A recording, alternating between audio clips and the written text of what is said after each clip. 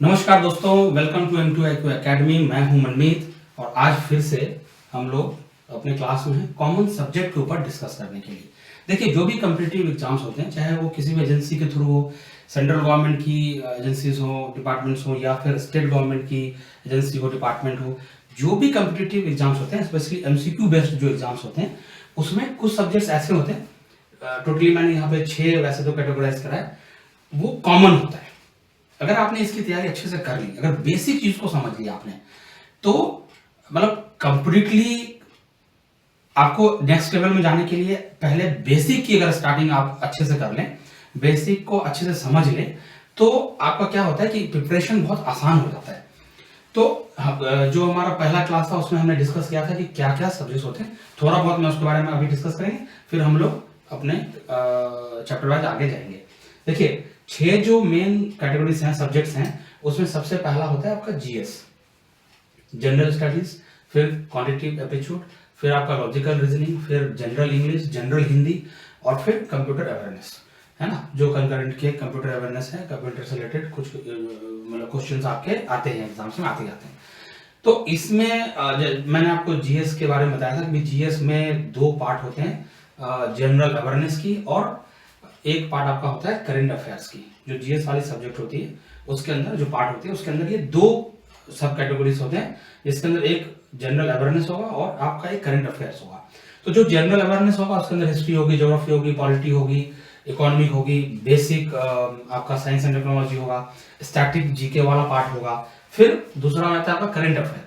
Current affair में जो national international news होते हैं, जो कंकरेंट में भी चल रहा होता है, उसके बारे में थोड़ी बहुत आपको जानकारी रहनी चाहिए बेसिक डाटास के साथ, ठीक है। मैंने आपको सजेस्ट किया था कि अगर आप बिगनर हैं, अगर आपने शुरुआती मतलब अभी आपका एग्जाम मतलब प्रिपरेशन है, तो आप कोशिश करिए कि लूसेंट से स्टार्ट करें। लूसेंट एक डिसेंट बुक है, वैसे तो मार्केट में बहुत सारे बुक हैं, आपको जो इजी लगता है। सबसे बड़ी बात है कि आपको पढ़ने में क्या इजी लग रहा है। जो आपको पढ़ने में, समझने में इजी लग रहा है, आप उस बुक को स्टार्ट करिए, कोई प्रॉब्लम नहीं है। लूसेंट थोड़ा सा मुझे कंफर्ट और अच्छा लगता है, तो मैं जनरली स्टूडेंट्स को लूसेंट बोलता हूँ, क्योंकि इसमें जो इन्फॉर्मेशन है वो बहुत प्रॉपरली दिया हुआ है। फिर आपका वीकली न्यूज। देखिए, वीकली न्यूज एनालिसिस को आप देखिए, अगर आप डेली बेसिस पे देख पा रहे हैं, न्यूज़पेपर पढ़ पा रहे हैं, और उसमें से अगर आप न्यूज इकट्ठा कर पा रहे हैं, उतनी समझ डेवलप है तो ठीक है। अगर नहीं है तो बहुत सारे वीडियो क्लासेस हैं अलग अलग चैनल पे। मैं भी यहाँ पे आपको जो हमारी ये M2 IQ एकेडमी है, M2 IQ एकेडमी आपका यूट्यूब चैनल भी है, और जो M2 IQ एकेडमी है इसमें यूट्यूब चैनल भी है और आपका ऐप भी है। तो M2 IQ एकेडमी ऐप है, आप ऐप पे जाइए, ऐप डाउनलोड कीजिए, उसमें सारा इन्फॉर्मेशन मिलेगा। यूट्यूब चैनल है, यूट्यूब चैनल पे अलग अलग टीचर्स आएंगे, वो आपको गाइड करेंगे अलग अलग सब्जेक्ट्स के भी। तो और GS में आपको अभी स्टार्ट कर ही रखा है हमने, तो ये आपका क्लियर हो जाएगा। और उसके बाद फिर जब उसके थोड़े से आपकी प्रिपरेशन और बेटर हो जाए, तो आप बेसिक बुक में जाइए, है ना। मार्केट से कोई बेसिक बुक उठाइए और उसमें आप उसकी प्रिपरेशन अच्छे से कीजिए, 2 बार 3 बार पढ़िए, उसको अच्छे से करिए। देखिए, मैं फिर से बोल रहा हूँ, जो आपको बेटर लगे, है ना, किसी का रिकमेंडेशन नहीं, जो आपको समझ में आए जो बुक, वो आप उठाइए मार्केट से, ठीक है। फिर आप हमारे इस पे ऐप पे जाइए और रेगुलर टेस्ट दीजिए। देखिए, टेस्ट का बहुत इंपॉर्टेंट रोल है अगर आपने अपना प्रिपरेशन को शार्प करनी है। देखिए, एक तो होता है आपको नॉलेज गेन करना, नॉलेज गेन करके फिर उसको इंप्लीमेंट करना। एक सबसे बड़ी बात ये होती है कि आपने गेन कर ली, फिर आपकी प्रैक्टिस, जब तक आपने नहीं किया तो प्रॉपर इंप्लीमेंट आप नहीं कर पाएंगे। तो आपको टेस्ट सीरीज लगानी है, ठीक है ना। और ये ऐप है हमारा M2 IQ एकेडमी का, फ्री वीडियो क्लासेस है, सारे के सारे फ्री हैं, उसमें कुछ चार्जेस आपको लगना नहीं है। फिर जो टेस्ट है वो आप वहां पे अच्छे से अटेंड कर सकते हैं, कोई प्रॉब्लम नहीं है। देखिए, GS का जो वेटेज होता है वो जनरली कोई भी पेपर अगर मान लो 100 मार्क का है, तो 25 to 30 क्वेश्चंस आपको आराम से GS से आ जाएगा। GS बोलूंगा तो GS अवेयरनेस, मतलब जनरल अवेयरनेस और करंट अफेयर, दोनों की बात मैं कर रहा हूं। तो आपको ये 25 to 30% ये आपको मान के चलना पड़ेगा कि इससे आना है, GS से आना है। फिर मैंने आपको इसके आगे बताया था कि इसके आगे अपना क्वांटिटेटिव एप्टीट्यूड टेस्ट है, जो मैथमेटिक्स है आपका, उसके अंदर में नंबर सिस्टम है, परसेंटेज है, रेशियो पर्सन है, प्रॉफिट लॉस है, और सिंपल एंड कंपाउंड इंटरेस्ट है, टाइम, स्पीड डिस्टेंस, और आपका डाटा इंटरप्रिटेशन जिसमें ग्राफ, चार्ट और टेबल्स हैं। देखिए ये भी मतलब ये जो मैंने आपको यहाँ पे बताया, ये सारे आपको क्या बताया, इंपॉर्टेंट पार्ट्स बताया। जो जो इंपॉर्टेंट है वही आपको बताया है। तो वैसे बहुत कुछ और, पर मैं यहाँ बात कर रहा हूँ क्या, कॉमन सब्जेक्ट और कॉमन टॉपिक कि अलग अलग कॉम्पिटिटिव एग्जाम्स में कॉमन क्या है, कि अगर आपको इकट्ठे एक जगह तैयारी करनी हो तो 80 to 90% कवर हो जाएगा। ऐसे सिलेबस पे मैं अभी बात कर रहा हूँ। तो हम लोग अभी है कॉमन टॉपिक वाले क्लास पे, कि सारे कंपटीशंस के, चाहे वो ग्रुप बी की हो, सी की हो, डी की हो, या कुछ ग्रुप ए की भी जो स्टेट लेवल्स की हैं वो हो, या CSAT जो अभी आप IAS के एग्जाम में पढ़ते हैं, तो जो UPSC एग्जाम लेती है IAS की, या और भी कुछ जो एग्जाम्स लेती हैं, उनमें भी आपको GS का पार्ट तो है ही थोड़ा बहुत। कॉमन एप्टीट्यूड टेस्ट करके अभी आ रहा है वहां पे, है ना, तो CSAT बोलते हैं उसको। तो वो सब चाहे आप स्टेट लेवल पे हो या सेंट्रल लेवल पे हो, किसी भी एग्जाम में, तो उसमें जो कॉमन सब्जेक्ट होगी उस पर हम बात कर रहे हैं कि 80, हमारी कोशिश ये है कि स्टूडेंट को 80 to 90% कॉमन पढ़ाई से कवर हो जाए, ताकि अगर वो 1 से 2 एग्जाम में, 3 एग्जाम में, 4 एग्जाम में वो बैठना चाहे तो अलग अलग कैटेगरीज के एग्जाम में वो बैठ पाए, है ना। देखिए कंपटीशन इतनी टफ है आज के टाइम में, नंबर ऑफ कैंडिडेट्स बढ़ती जा रही है। आप अगर इस फील्ड में आए हैं तो आप समझ रहे होंगे कि नंबर ऑफ कैंडिडेट्स लगातार बढ़ रही है। हर साल नंबर ऑफ कैंडिडेट्स लाखों में बढ़ रही है, और जो वैकेंसी है वो या तो वही है या फिर उससे भी नीचे होती जा रही है ना। जैसे पहले अगर 1000 वैकेंसी किसी पोस्ट के लिए आती थी, तो आज महज 900 या 1000 के आसपास ही आ रही है। और जो नंबर ऑफ कैंडिडेट हैं वो ऑलमोस्ट आप यूं कहिए कि 25-30%, 40% उस पर्टिकुलर एग्जाम के लिए जो उसमें पहले लोग देते थे उससे बढ़ गया, तो या उससे भी ज्यादा, है ना। तो आपको क्या है, बहुत ज्यादा कॉम्पिटिटिव रहना पड़ेगा खुद में भी, और वो रहने के लिए जरूरी है कि आप नॉलेज गेन करें, फिर प्रैक्टिस करें, और फिर इंप्लीमेंट उसको प्रॉपर टाइम बाउंड तरीके से कैसे कर पाते हैं इसको समझे। तो ये जो हमारी जो हमने ये स्टार्ट करा है कॉमन सब्जेक्ट वाला, वो बिल्कुल ही फ्री ऑफ कॉस्ट है। आप यूट्यूब चैनल पे जाइए, M2IQ अकेडमी के यूट्यूब चैनल पे जाइए या ऐप पे जाइए, आपको दोनों जगह ये चीजें मिल जाएंगी, कंटेंट, है ना। फिर उसके बाद लॉजिकल रीजनिंग है। सिलेबस को समझना देखिए बहुत जरूरी है। अगर आपने सिलेबस समझ लिया, मैं इस पे इसलिए 2 क्लास लगा रहा हूँ, पिछले क्लास में भी समझाया था, अभी भी समझा रहा हूँ, कि अगर आपने सिलेबस को एक बार अच्छे से समझ लिया, क्योंकि देखिए कोई काम आप कर रहे हैं पर करना क्या है ये प्रॉपर अगर क्लियरिटी आपको हो, तो आप उसको, आपके लिए वो आसान हो जाता है। सीधी सी बात है, कोई भी काम आप करने जाएंगे, अगर आपको डिफ नॉलेज है उसकी कि हाँ भाई ये काम मुझे करना है, ये होनी है काम, तो अगर ये चीज दिमाग में पहले फिट हो गया कि भाई यही काम तो करनी है, तो वो काम करना हमारे लिए क्या हो जाता है, इजी हो जाता है। कहने का मतलब मेरा ये है, इसीलिए सिलेबस पे मैं ज्यादा फोकस कर रहा हूँ कि भाई सिलेबस क्या होने वाला है और हम क्या पढ़ने वाले हैं। ठीक है, आपने मैथमेटिक्स वाला पार्ट समझ लिया, अब लॉजिकल रीजनिंग, अब रीजनिंग का पार्ट समझते हैं। देखिए रीजनिंग में ये अभी लिखा हुआ है, इसको आप स्क्रीनशॉट लेके भी रखिए या नोट भी कर लीजिए। मैं आपको सजेस्ट करूंगा कि आप डे 1 से ही अपना एक नोट बनाना शुरू करिए, शॉर्ट नोट, और उसमें इस सारी चीजों को आप नोट कीजिए एक शॉर्ट फॉर्म में, ताकि आप कभी भी उसको देखें तो शॉर्ट टर्म में देख पाए। हम इसके ऊपर आगे चल के डिस्कस करेंगे कि नोट कैसे बनाना है, क्या बनाना है, हम अगले क्लासेस में ये डिस्कस करेंगे। ठीक है, देखिए एनालॉग आ गया इसके अंदर, कोडिंग डिकोडिंग आ गया, सीरीज का क्वेश्चन रहेगा, ब्लड रिलेशन का क्वेश्चन रहेगा। जैसे क्वेश्चन आ जाता है कि भाई ये इसका फादर है, ये उसका मदर है, ये ऐसा है, ये डॉक्टर है, वो उसका ये, तो ये इसका क्या हुआ, ऐसे करके रिलेशन आपको पूछ देंगे, वो हो जाएगा। डायरेक्शन सेंस का मतलब कि अगर लेफ्ट में गया इतना तो राइट में गया इतना, फिर लेफ्ट हुआ इतना, फिर आपका दिशा के हिसाब से पूछ देंगे कि भाई अब नॉर्थ में इस तरफ गया, है ना, फिर वहां से साउथ में इधर आया, तो अब कहाँ पे है ना, स्टार्टिंग पॉइंट से कहाँ पे है, ऐसा भी क्वेश्चन पूछेगा। या डायरेक्शन पूछ देगा कि भाई अब किस दिशा में है।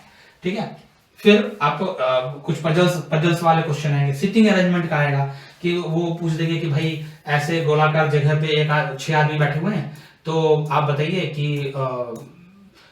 इसके बगल में बैठा है, वो उसके बगल में बैठा है, ए सी के बगल में बैठा है, और सी और बी के बीच में एक बंदा है, ऐसा करके कुछ क्वेश्चन पूछ देगा। फिर पूछेगा कि अच्छा उसके बगल में कौन है, इस तरह के क्वेश्चन आपको आता है। उसके बाद फिर आप देखिए स्टेटमेंट दे देगा, एक स्टेटमेंट दे दिया और फिर आपको उसका कंक्लूजन पूछ लेगा कि एक स्टेटमेंट दिया, फिर पूछेगा अच्छा ये इसका संभावना ये और ये है, बताओ क्या है, क्या कौन सा सटीक है, कौन सा होगा, तो ये आपका स्टेटमेंट और कंक्लूजन में पूछ देगा। फिर डाटा सफिशिएंसी में पूछ देगा, कुछ डाटा दे दिया, उसमें आपको उसके नेक्स्ट वाला पूछेगा कि क्या हुआ, या कुछ कैलकुलेटिव चीज दे दी, उसका नेक्स्ट वाला क्या हुआ। तो इस तरह के क्वेश्चंस आपको इसके अंदर आएगा। इसके बाद जनरल इंग्लिश लैंग्वेज। देखिए लैंग्वेज का पेपर भी ऑलमोस्ट कॉमन है हर जगह, ऑलमोस्ट कॉमन है हर जगह। तो इसमें भी हम लोग वही पढ़ेंगे जो मोस्ट कॉमन है ना, जो सारे एग्जाम्स में मोस्ट कॉमन है। कंप्रीहेंशन, देखिए कंप्रीहेंशन तो बहुत ही इंपॉर्टेंट है, वो तो हर में रहता है, मतलब 2-3 कंप्रीहेंशन तो आपका कॉमन है आज के टाइम में। तो एक पैराग्राफ दे दिया है ना, कुछ एक कहानी दे देगा और उस कहानी को पढ़ के उसमें कुछ डाटास होते हैं, कुछ इंफॉर्मेशन आपको प्लेस वगैरह का होगा, है ना, कुछ थॉट होगा उसके अंदर, फिर वो उसके अंदर क्वेश्चन पूछ देगा, 3-4-5 क्वेश्चन आपसे पूछ देगा कि भाई इसमें बताओ। ये बहुत आसान है, बस प्रैक्टिस करने की बात है, इसमें कुछ पढ़ने वाली चीज है ही नहीं। भाई ये कहानी पढ़ना है, उसके समझ के उसका आंसर देना है और उस कहानी से रिलेटेड ही क्वेश्चन होंगी, तो इसमें कौन सी बड़ी बात है, कोई बड़ी बात नहीं है, सिंपल है, आपको बस प्रैक्टिस करनी रहेगी इसकी, है ना। देखिए ग्रामर, पढ़ने वाली चीज क्या है, ग्रामर। तो जैसे जो हमने अभी 10th लेवल में हम स्कूल्स में पढ़ते हैं, है ना, अब मोस्टली ग्रामर उसके आसपास ही रहता है, तो आपको ये ग्रामर पढ़ना है ना, टेंस, प्रीपोजिशन, कनेक्शन, है ना, उसका vocabulary, synonyms, antonyms, idioms and phrase, इस पे थोड़ा सा आपको ये थोड़ी याद करने वाली चीज है ना। तो जब आप कुछ सेट्स प्रैक्टिस में करेंगे, जब आप इसको रेगुलर करेंगे प्रैक्टिस, तो आपको ये चीजें क्लियर हो जाएगा, है ना। फिर सेंटेंस रीअरेंजमेंट का भी रहता है क्वेश्चन, तो ये भी कोई टफ चीज नहीं है, बस आपको प्रैक्टिस करने की बात है। इसके बाद है जनरल हिंदी। देखिए जनरल हिंदी, अब क्या है, जो भी हिंदी स्टेट्स हैं, स्पेशली आप अगर यूपी में है, बिहार में है, एमपी में है, राजस्थान में है और झारखंड में है, तो ऐसे स्टेट्स में जब आप एग्जाम देते हैं, एमपी में है, तो अगर आप ऐसे स्टेट्स में एग्जाम देते हैं तो हिंदी इंग्लिश के साथ साथ कॉमन है। तो जितनी आपने इंग्लिश में प्रैक्टिस करी, सेम चीज हिंदी में प्रैक्टिस करनी है ना। व्याकरण आपको पूछ देगा, है ना, व्याकरण में ये जो मेन चीजें हैं वो आपको पूछ देगा, जैसा इंग्लिश था सेम उसका अपोजिट आपका हिंदी में भी पूछेगा।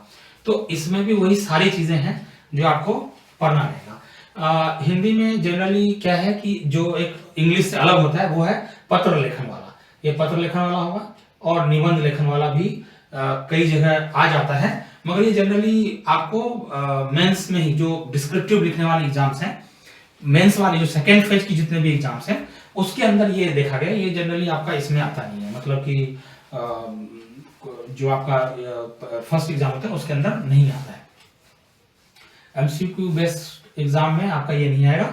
ये जो ये वाला लाइन है ना, ये वाला लाइन मैंने इसलिए इसमें मेंशन किया हुआ, क्योंकि अगर जब आप इसको पढ़ रहे हैं तो इसको साथ में थोड़ी समझ कर लेंगे तो अच्छा रहेगा, है ना। कोई बड़ी चीज नहीं है ये, मतलब दो क्लासेस में आपको बहुत अच्छे से समझ में आ जाएगा, 2-3 बार आप प्रैक्टिस करेंगे, खत्म, कुछ नहीं है इसके अंदर, है ना। फिर बाकी तो जैसे इंग्लिश में समझाया था वही सारी चीजें इसके अंदर है ना। वो और उसके बाद जो 6th इंपॉर्टेंट चीज है वो है कंप्यूटर अवेयरनेस। देखिए computer awareness, general computer awareness आपको समझना बहुत जरूरी है, डे टू डे आज हम यूज भी कर रहे हैं। तो ये डे टू डे की जो चीजें है ना, जो बेसिक फंडामेंटल्स हैं, वो आपको समझना पड़ेगा, है ना। बेसिक फंडामेंटल्स आपकी बस समझ रहनी चाहिए। की टर्मिनोलॉजीज, मतलब किस चीज को क्या बोलते हैं, की जो टर्मिनोलॉजीज है वो पता होना चाहिए, है ना। और करंट का कुछ अवेयरनेस आपको पता होना चाहिए, कि जैसे फॉर एग्जांपल जो कंपनीज हैं, आईटी से रिलेटेड जो कंपनीज है, या आईटी से रिलेटेड कोई सॉफ्टवेयर है, या आईटी से रिलेटेड कोई जैसे सोशल मीडिया अभी टूल्स हैं, साइट्स हैं, तो उनके फाउंडर कौन है या वो कहाँ से है, ये पूछ देता है। फॉर एग्जांपल अभी व्हाट्सएप की बात कर लें, अब व्हाट्सएप का फाउंडर कौन है और ये व्हाट्सएप कहाँ से और कहाँ की ओरिजिन है। जैसे हम अभी यूट्यूब पे बात कर रहे हैं, तो यूट्यूब कहाँ से, कौन फाउंडर है ना, और यूट्यूब का अभी ऑनर, अभी सीईओ कौन है, मान लो पूछ दिया, कहाँ से है यूट्यूब, है ना, ओरिजिन कहाँ से है। तो इस तरह के क्वेश्चंस आपको जनरली आएगा। तो कुल मिला के बात यह है कि जो कॉमन सब्जेक्ट्स पे हम लोग बात कर रहे थे वो इतना था कि हर कॉम्पिटिटिव एग्जाम्स के लिए कॉमन सब्जेक्ट्स आपका इतना रहेगा, है ना। इसको अच्छे से एक बार नोट कर लीजिए और अपने पास उसको बार बार देखिए। आप इसको बार बार देखिए, आपके दिमाग में बैठ जाएगा कि अपने को यही पढ़ना है। कई बार क्या होता है कि हम ना फ्लो में आते हैं, पढ़ने लगते हैं तो बहुत पढ़ने लगते हैं, पता जो आया सामने में पढ़ लिया। देखिए काम उतना ही करिए जितनी जरूरत है, फालतू का ज्यादा काम करके क्या फायदा है। अभी नौकरी लेनी है, मान लो हमें एसएससी में जानी, रेलवे में जानी, बीपीएससी में जानी, या यूपीएससी का कोई एग्जाम हो रहा है, या यूपीपीसीएस मतलब उत्तर प्रदेश का कोई एग्जाम हो रहा है, तो मुझे उसके अंदर क्वालिफाई होनी है, तो मैं दुनिया भर का चीजें क्यों पढ़ूंगा। और सबसे बड़ी बात है तो आजकल इतने सारे मतलब कंटेंट्स हैं, हर कोई ज्ञान भी दे रहे हैं, तो दिक्कत हो जाती है। अभी क्या है, अभी आपको बेसिक पढ़ना है, सिंपल पढ़ना है ना, और क्या पढ़ना है ये कैटेगोरिकली आपको पता होना चाहिए। क्या पढ़ना है एक बार अच्छे से समझ में आ जाएगा तो फिर ये मुश्किल है नहीं, है ना। तो मैंने सजेस्ट किया था आपको कि लूसेंट से हम स्टार्ट करेंगे। तो मैं बेसिकली क्या कर रहा हूँ, जो भी बिगिनर्स हैं, जो भी अभी अपने एग्जाम्स की तैयारी को अभी स्टार्ट करा है, उनके लिए ये क्लास एक्चुअली मैंने डिजाइन किया है। तो हम लोग स्टार्ट करने वाले हैं Lucent based basic general awareness class. Lucent based basic general awareness class, है ना। ये Lucent based basic general awareness class जो है अभी स्टार्ट कर रहे हैं हम लोग। और मैं क्या करूंगा, मैं लूसेंट इसमें दिखाऊंगा आपको, और उसमें जो इंपॉर्टेंट चीजें, अब देखिए वो बुक है, उसमें काफी डिस्क्राइब करके चीजें बहुत ज्यादा तो नहीं है, लेकिन फिर भी थोड़ी सी हमारी जरूरत से ज्यादा है, ठीक है। तो उसके अंदर भी हम थोड़ी सॉर्टिंग करेंगे। बुक को एक बार जब आप फर्स्ट टाइम पढ़ रहे उस टाइम तो आप पूरे बुक को थोरो पढ़िए, है ना। आप याद करने के चक्कर में मत रहिए, उसको पहले थोरो पढ़िए। एक बार पूरे बुक को आप पढ़ जाओ, देख जाओ, एक बार देखना जरूरी है। जब आपने एक बार बुक को देख लिया है, फिर आपको सेकंड रीडिंग करनी है, वो स्पेसिफिक होकर करनी है। और जब आप सेकंड रीडिंग कर रहे हो, स्पेसिफिक कर रहे हो, तो वीडियोस के साथ, जो मैं अभी आपको यहाँ पे समझा रहा हूँ, वो वीडियो के साथ साथ आपको बुक को देखना है, ठीक है। मैं चाहता हूं कि पहले एक बार अपन बेसिक क्लियर कर रहे हैं। देखिए, जब हमारी बेसिक अच्छे से क्लियर हो जाएगा, एक अंडरस्टैंडिंग हमारा बन जाएगा कि कंपटीशन की तैयारी जीएस में कैसे करना है, तो फिर हम इसके नेक्स्ट लेवल पे जाएंगे कि जब हमारे को प्रैक्टिसिंग होगी, फिर हम थोड़े से कोर और जाएंगे उसके अंदर, है ना, और फिर डीप थोड़ी और जाएंगे, और फिर इंफॉर्मेशन गैदरिंग करेंगे, और फिर हम लोग एक प्रॉपर बड़े बड़े कंपटीशन में जाएंगे। पर क्या है, अभी मैं चाह रहा हूं कि एक बेसिक कंसेप्ट क्लियर हो। जो लोग शुरुआती दौर में अपनी तैयारी स्टार्ट करा है, जिन्होंने, जो अभी शुरुआती दौर में है, उनके लिए क्या है कि अभी एक बेसिक समझ होना बहुत जरूरी है। 2 से 2.5 महीना अपना निकालिए और लूसेंट को आराम से देखिए। ज्यादा आपको उसके अंदर कुछ नहीं करना, अभी लूसेंट को आप आराम से देखिए, 2 से 2.5 महीना निकालिए। मैं आपको गारंटी के साथ बोल रहा हूं कि आपकी क्लियरिटी और कंसेप्ट क्लियर हो जाएगा। एक बार जब आपकी कंसेप्ट पढ़ने की क्लियर हो जाएगा, फिर उसके बाद आप सेक्शन वाइज, मतलब अब जैसे लूसेंट में भी हिस्ट्री है, ज्योग्राफी है, पॉलिटी है, बहुत सारी चीजें, तो उसमें सेक्शन वाइज फिर आप आगे जाएंगे और थोड़ा और डीप पढ़ेंगे, और आप मार्केट से बड़े राइटर्स की बुक लेंगे, या किसी कोचिंग इंस्टीट्यूट को भी आप ज्वाइन करने जा रहे हैं, तो भी आपको ये बहुत फायदा देगा, क्योंकि इससे आपकी बेसिक क्लियर हो जाएगी। बेसिक क्लियर नहीं होगी तो फिर वही बात हो जाएगी कि आप बड़े बड़े इंस्टीट्यूट में जाइए और वहां जाके लाखों में फीस है आजकल, तो लाखों में फीस दीजिए, और पता चले कि जो वहाँ पे टीचर्स, बड़े बड़े टीचर्स आए हुए हैं, वो उनका स्टैंडर्ड उसी लेवल से पढ़ाएंगे, और क्लास में अगर 200 बच्चे हैं तो 200 बच्चों से मिनिमम, इससे ज़्यादा कम तो रहता भी नहीं आज के टाइम में। तो 200 बच्चे हैं, 200 बच्चे के बीच में आप कहीं एक बेंच पे बैठे हुए हैं, क्योंकि आपको क्लियरिटी तो है ही नहीं, तो जो वहाँ पे वो पढ़ा रहे वो समझ से ऊपर ही जा रहा है। तो मैं आपको सजेस्ट करूंगा कि आप पहले एक बार बेसिक को अच्छे से समझिए, अपना 2-2.5 महीना 3 महीना का समय निकालिए। उसके बाद फिर आप अपने स्पेसिफिक किसी तैयारी पे जाइए, पहले बेसिक कर लीजिए, फिर आपका कोई स्पेसिफिक टारगेट हो कि नहीं मुझे तो इस लेवल की तैयारी करनी है, तो ठीक है, आप उस लेवल पे जाइए, कोई प्रॉब्लम नहीं है, लेकिन पहले एक बार आप बेसिक क्लियर जरूर कर लीजिए, है ना। देखिए, लूसेंट जब स्टार्ट करेंगे तो लूसेंट में क्या है कि आपको ये टॉपिक सारे दिए हुए हैं। सबसे पहला टॉपिक आपका इसके अंदर है हिस्ट्री, है ना। लूसेंट में आप जाएंगे, सबसे पहला टॉपिक है हिस्ट्री।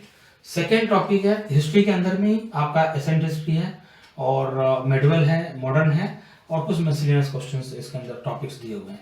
उसके बाद फिर सेकेंड लेवल पे आपका आता है वर्ल्ड हिस्ट्री, है ना। वर्ल्ड हिस्ट्री है, और वर्ल्ड हिस्ट्री में आपको फिर वैसे ही कैटेगरी बटा हुआ है, एसेंट, मिडिवल और मॉडर्न, है ना।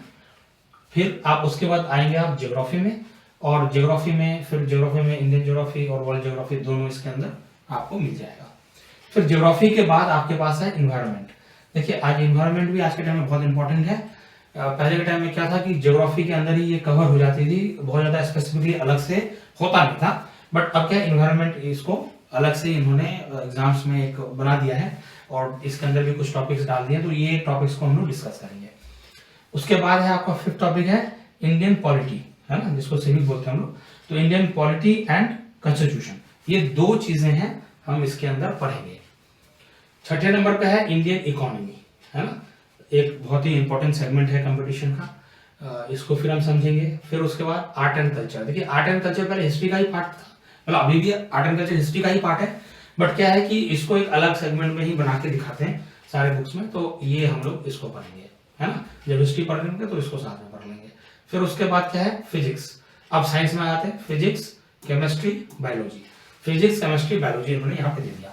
फिर देखिए कि ये मिसलेनियस है ना, ये जो मिसलेनियस वाला पार्ट है। अब इसके अंदर क्या है, ये वही है जो स्टैटिक वाला पार्ट मैं आपको कह रहा था ना, जब मैं आपको शुरू में बताया था, तो मैंने एक आपको स्टैटिक पार्ट बताया था, है ना। इसको जरा ध्यान से देखिए, ये मैंने आपको एक स्टैटिक वाला पार्ट बताया था, ये वाला मैंने आपको स्टैटिक जीके बताया था। तो ये वही है स्टैटिक जीके, मोस्टली डाटा वाला चीजें हैं इसके अंदर, ये रहा, है ना, इसके अंदर डाटा है। अब ये सारे हमारे लिए बहुत इंपॉर्टेंट नहीं है, इसके अंदर मैं चूज करके आपको बताऊंगा कि क्या इंपॉर्टेंट है ना।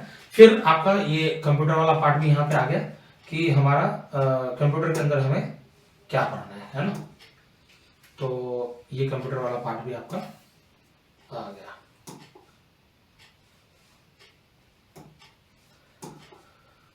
कंप्यूटर वाला पार्ट भी आपका आ गया। अब देखिए, अब इसके अंदर एक चीज है कि आप बोलेंगे कि सर सिर्फ इंग्लिश आप बता रहे हैं। देखिए मैं आपको सजेस्ट करूंगा कि चाहे आप इंग्लिश मीडियम में हो चाहे आप हिंदी मीडियम में हो, अगर आपकी हिंदी की समझ थोड़ी भी है, मतलब ठीक ठाक से आप अगर हिंदी समझ लेते हैं और अगर इंग्लिश भी आप अच्छे से समझ लेते हैं, है ना, अगर आप दोनों चीज समझते हैं तो कोशिश करिए कि कंटेंट आपके पास क्या हो, इंग्लिश वाला हो, है ना। कंपटीशन जिस हिसाब से बढ़ रही है ना, उसमें जरूरी है कि आप बाइलिंगुअल सबसे पहले तो हो जाए। आपको इंग्लिश में भी चीज समझ में आनी चाहिए और हिंदी में भी चीज अच्छे से समझ में आनी चाहिए। तो मैं आपको ये इंग्लिश में इसलिए दिखा रहा हूँ सो दैट कि आपकी आदत लगे, है ना।